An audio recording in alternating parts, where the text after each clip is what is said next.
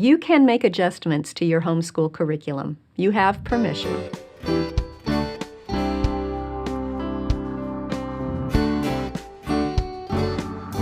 Welcome to the Simply Charlotte Mason podcast. I'm Sonia Schaefer. When it comes to cooking, it seems that there are two different kinds of people.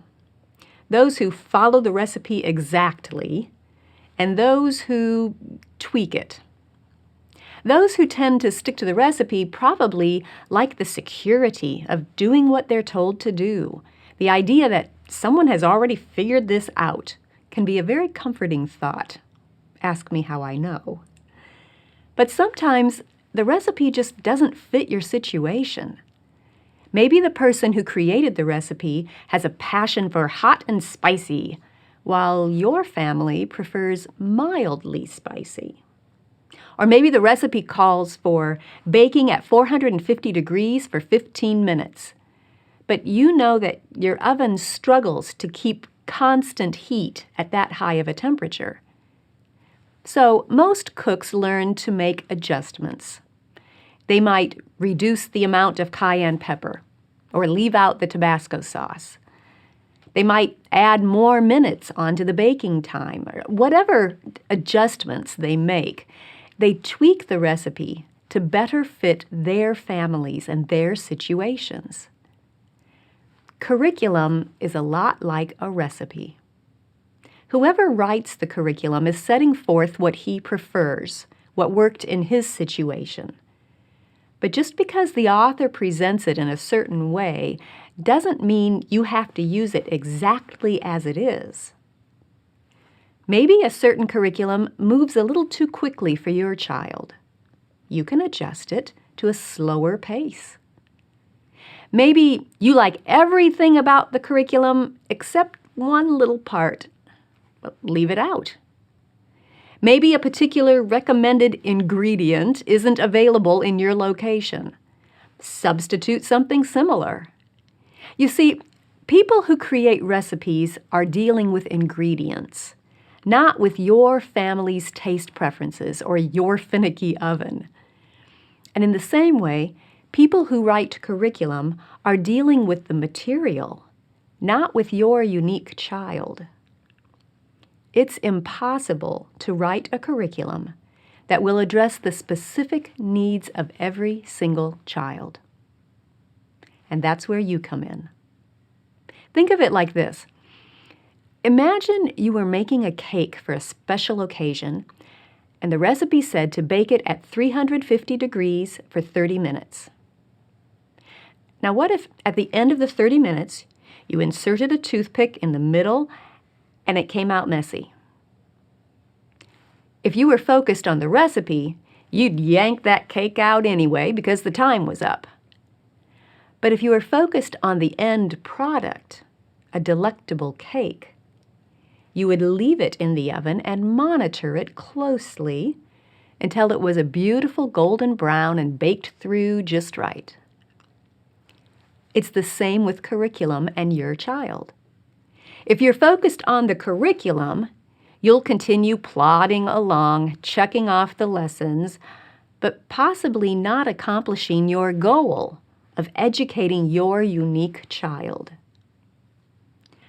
As the parent-teacher, your focus needs to be on educating your child as a person. In fact, that premise is the foundation on which Charlotte Mason built her whole philosophy.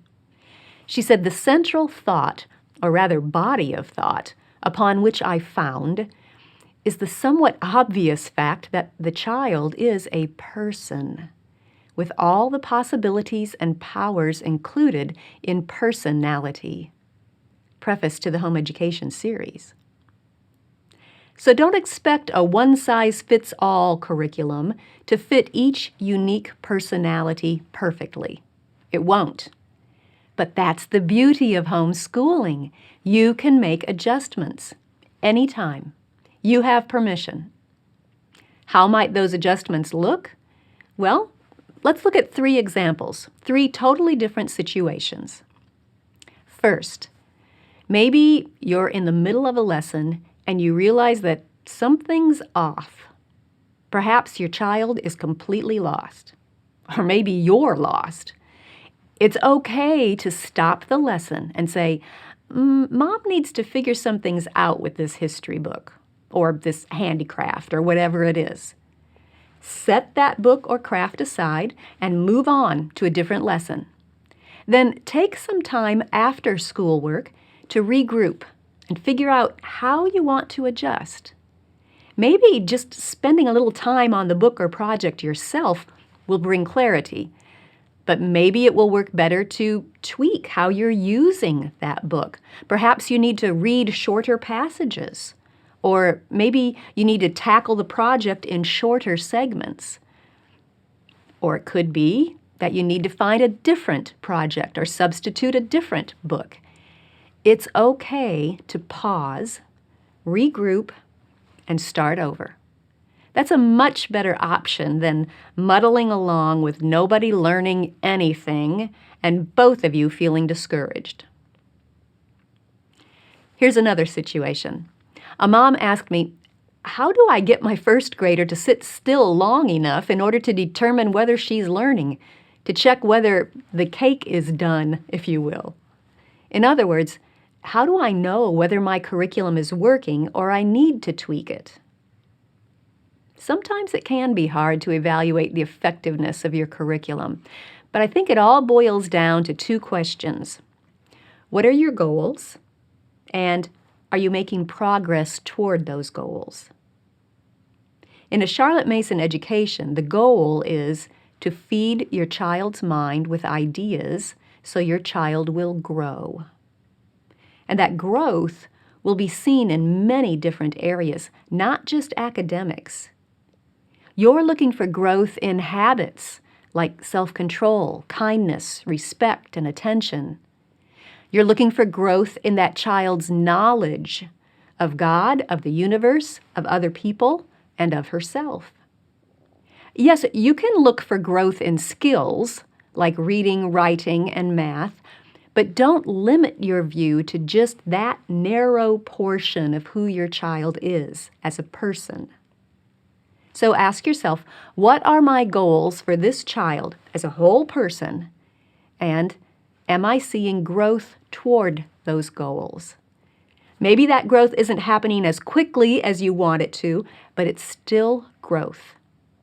As long as you are making progress and your child is growing, I'd be inclined to say that the cake is baking as it should. Here's a third situation as another example. Perhaps you have a child who loves to stay focused on a project or a story for hours. That can make it challenging to do short lessons. One mom described her son like this. Some skills, like copywork or math, he still likes the shorter lessons. But on other subjects, where his imagination really grabs a hold of an idea, he likes to remain there longer, for hours sometimes. When I implement the short lessons, he's truncated in his thinking and very frustrated.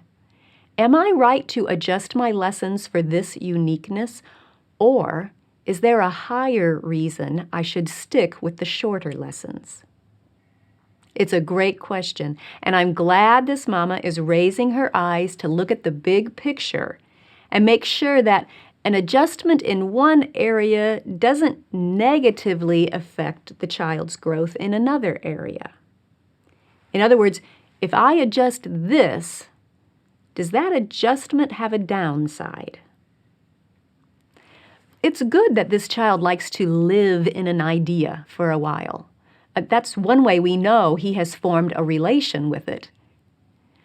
So is it a helpful adjustment to encourage that relation building and processing time by throwing out short lessons?